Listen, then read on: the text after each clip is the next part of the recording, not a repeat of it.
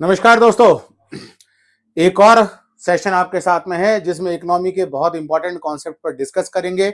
RBI की जो मौद्रिक नीति होती है, मॉनेटरी पॉलिसी होती है, और जो भारत सरकार की राजकोषीय नीति होती है जिसको आप फिस्कल पॉलिसी बोलते हो, उनमें कैसा समन्वय होना चाहिए जिससे वास्तव में जीडीपी और देश के लोगों की आय बढ़े, मतलब देश में ग्रोथ और डेवलपमेंट देखने को मिले। ये क्या होना चाहिए, आज इसी मुद्दे पर चर्चा करते हैं।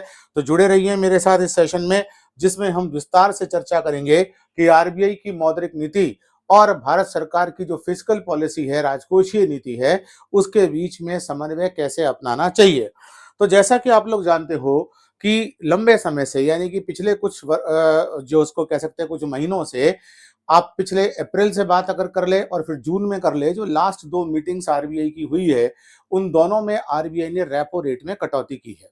और आप जानते हैं कि रेपो रेट वो रेट होती है जिस पर आरबीआई शॉर्ट टर्म लोन बैंकों को देता है, कमर्शियल बैंकों को देता है।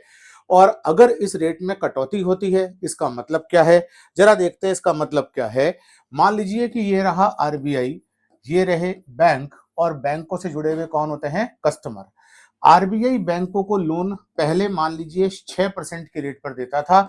मान लीजिए रेपो रेट कितनी थी, 6% की रेट थी।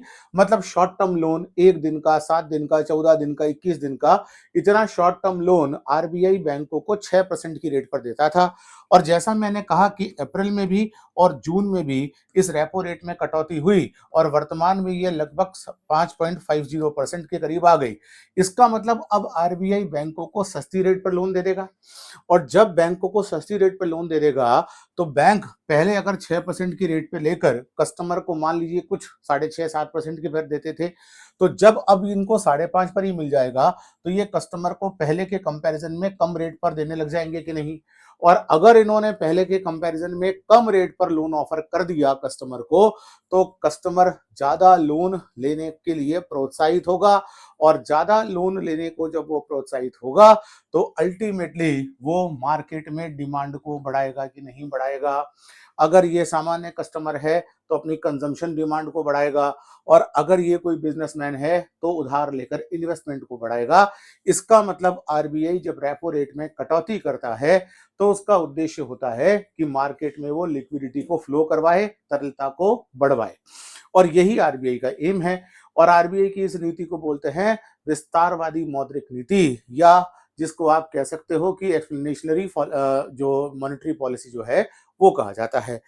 तो जो हमारा डिस्कशन है वो ये है कि आरबीआई ने अप्रैल 2025 में और जून 2025 में लगातार रेपो रेट में कमी करी। पहले उसने 25 बेसिस पॉइंट घटाया, फिर 50 बेसिस पॉइंट घटाया, और अब उस रेपो रेट को वो कहाँ ले आया है, 5.5% की रेट पर ले आया है। और इसका मतलब वो एक प्रकार की जिसको कह सकते हैं विस्तारवादी मौद्रिक नीति अपनाना चाहता है, एक्सपेंशनरी मॉनेटरी पॉलिसी अपनाना चाह रहा है।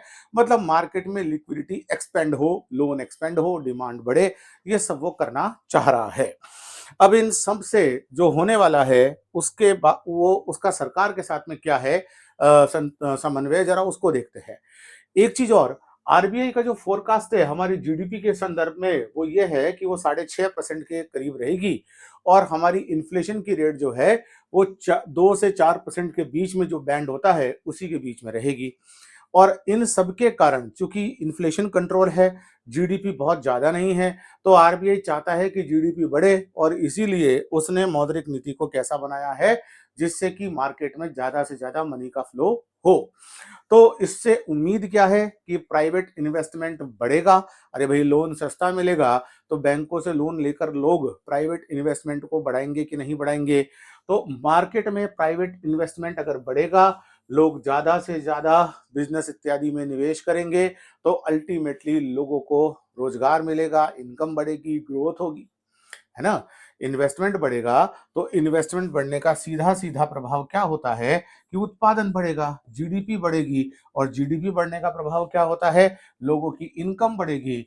और परमानेंट प्रभाव ये हो सकता है कि नहीं, कि पर कैपिटा इनकम, यानी कि प्रति व्यक्ति आय भी बढ़े। तो ये आरबीआई का उद्देश्य है। टॉपिक ये है कि आरबीआई का ये उद्देश्य कब पूरा हो पाएगा, जब सरकार भी उसको सहयोग दे। अब एक चीज और है क्या हम सरकार की फिस्कल पॉलिसी पर अगर नजर डालें, हमारे सरकार की राजकोषीय नीति पर अगर हम नजर डालें, तो हमने देखा है कि सरकार ने बजट में आयकर में कटौती करी है, इनकम टैक्स में कटौती करी है, मतलब कम किया है। और इनकम टैक्स में कटौती करी है तो अगर एक जो भी भारत का सिटीजन है, नागरिक है, जो इनकम कर रहा है, अगर वो मान लीजिए पहले 10% इनकम टैक्स देता था 100 में से, और उसके पास डिस्पोजेबल इनकम 90 रुपए बचती थी। डिस्पोजेबल इनकम मतलब जिसको वो अपने उपभोग के लिए, यानी कि अपने कंजम्पशन के लिए खर्च कर सकता है।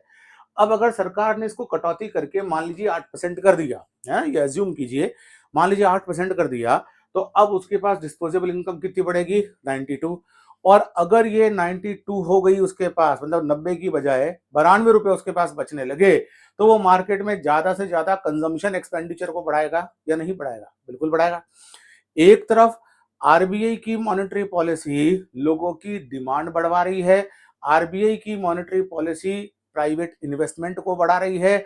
दूसरी तरफ सरकार का जो फिस्कल पॉलिसी है, जो सरकार की, जिसको आप कह सकते हो कि राजकोषीय नीति है, वो भी ये प्रयास कर रही है कि लोगों के कंजम्पशन एक्सपेंडिचर को बढ़वाया जाए, उसकी डिस्पोजेबल इनकम को बढ़ाया जाए, उनकी डिमांड को बढ़वाया जाए। यानी कि दोनों तरफ से धक्का लग रहा है कि अब मार्केट के अंदर मनी फ्लो बढ़ेगा। मैं जो 90 रुपए लेकर घूमता था वो 92 रुपए लेकर घूम रहा हूं, तो ज्यादा चीजें खरीदूंगा, ज्यादा चीजों की डिमांड बढ़ेगी। इधर इन्वेस्टर जिसने पहले से बैंक से सस्ता लोन लेकर ज्यादा निवेश कर रखा है, वो ज्यादा उत्पादन करेगा, ज्यादा उत्पादन, ज्यादा डिमांड, ज्यादा रोजगार, ज्यादा भाड़े। यहीं पर समझना एक बात, ज्यादा इन्वेस्टमेंट, ज्यादा कंजम्पशन डिमांड, ज्यादा लोगों को रोजगार, और जब लोगों को रोजगार ज्यादा बढ़ेगा, यानी कि लोग रोजगार की तलाश में निकल रहे हैं, उनको रोजगार मिल रहा है, तो कहीं ना कहीं उनकी ये प्रवृत्ति भी बढ़ेगी कि नहीं बढ़ेगी कि वो अपनी सैलरी को बढ़वाने का प्रयास करे या वेजेस को बढ़वाने का प्रयास करे। और जब वो वेजेस या सैलरी बढ़ेगी तो फिर वो मार्केट में डिमांड बढ़ाएंगे। तो ये हो सकता है कि नहीं हो सकता है कि मार्केट में इन्फ्लेशन का प्रभाव देखने को मिल जाए। ये 2 से 4% की इन्फ्लेशन जो अभी आरबीआई की रेंज में है, वो बाहर निकल जाए। इसका मतलब ये हुआ कि हमारे देश में अगर हम मॉनेटरी और फिस्कल पॉलिसी दोनों का कंपैरिजन करें, जो आरबीआई के कंट्रोल में है वो कौन सी है? मॉनेटरी पॉलिसी, मौद्रिक नीति, और फिस्कल पॉलिसी गवर्नमेंट के कंट्रोल में है। अभी ये दोनों ही प्रयास कर रहे हैं कि मार्केट में डिमांड बढ़े, दोनों ही का उद्देश्य यह है कि डिमांड बढ़े। इन्होंने क्या किया? टैक्स की रेट्स को घटाया, और इन्होंने इंटरेस्ट रेट्स को घटाया, यानी कि रेपो रेट इत्यादि को कम किया, इन्होंने करों की दरों को कम किया।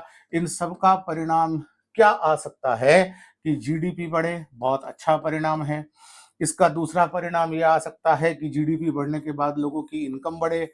इसका परिणाम यह आ सकता है कि लोग इन्वेस्टमेंट को बढ़ाएं, पर्टिकुलरली प्राइवेट इन्वेस्टमेंट।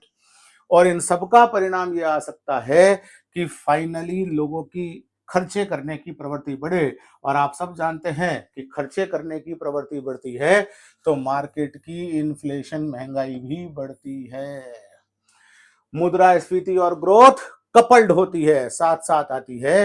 तो अगर ऐसा हो गया तो क्या ये पॉसिबिलिटी नहीं है क्या कि आरबीआई जो 2 से 4% की इन्फ्लेशन को मार्केट में बनाए रखना चाहता है, वो इन्फ्लेशन उसके हाथ से ये टारगेट निकल जाए।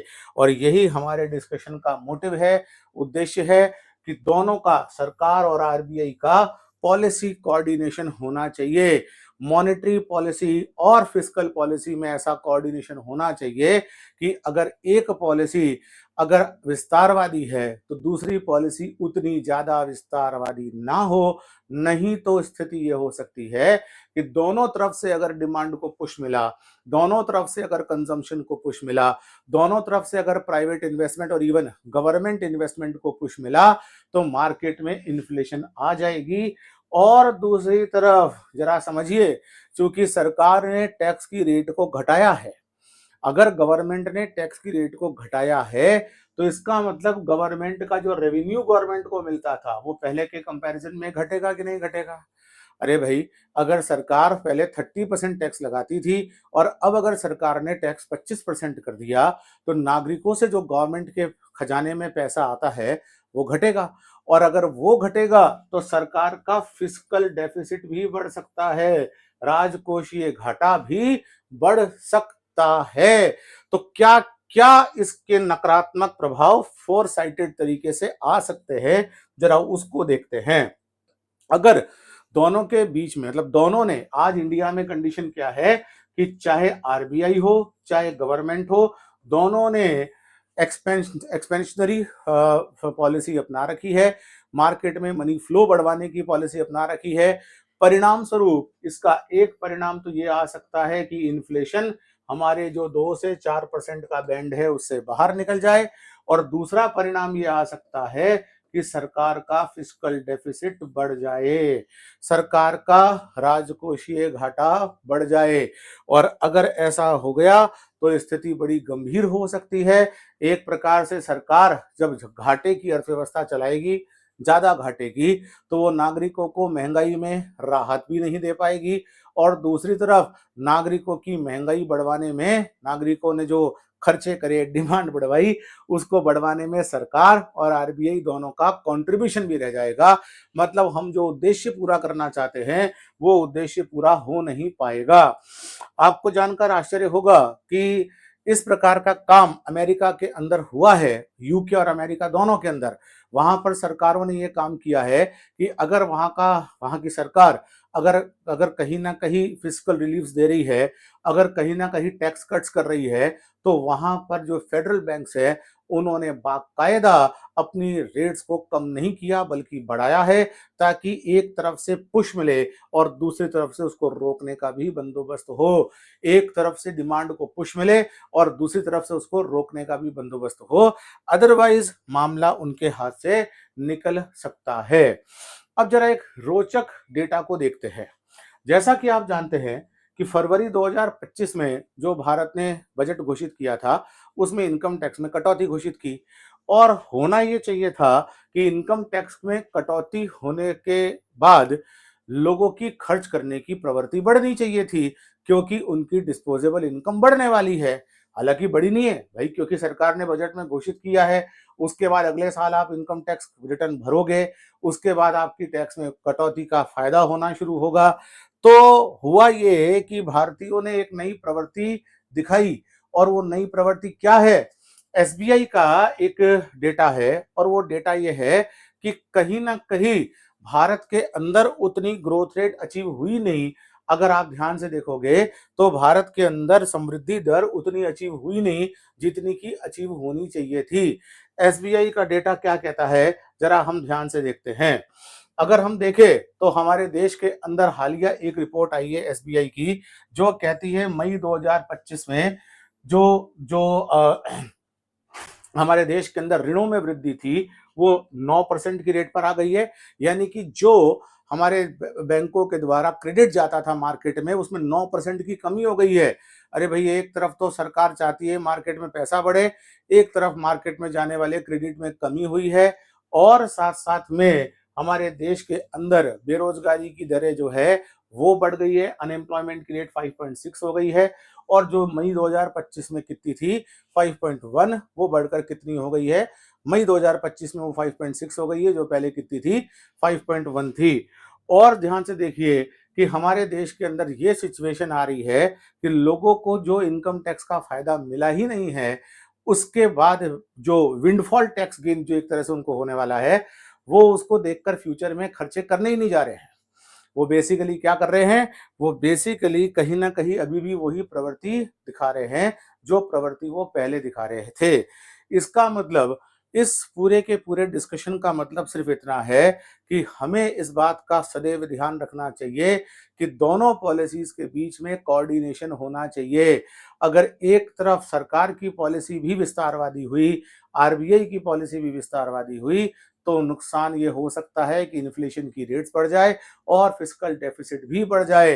होना ये चाहिए कि अगर आरबीआई विस्तारवादी यानी कि एक्सपेंशनरी पॉलिसी अपना रहा है और एक्सपेंड करना चाहता है मार्केट में क्रेडिट को, तो दूसरी तरफ गवर्नमेंट अपनी फिस्कल पॉलिसी के माध्यम से डिस्पोजेबल इनकम को कंट्रोल में रखे। मैं ये नहीं कह रहा कम कर दे, उसको कंट्रोल में रखे। अगर ऐसा नहीं करेंगे तो कहीं ना कहीं दोनों प्रकार के नेगेटिव इफेक्ट देखने को मिल सकते हैं। इन्फ्लेशन भी बढ़ सकती है और राजकोषीय घाटा यानी कि फिस्कल डेफिसिट भी बढ़ सकता है।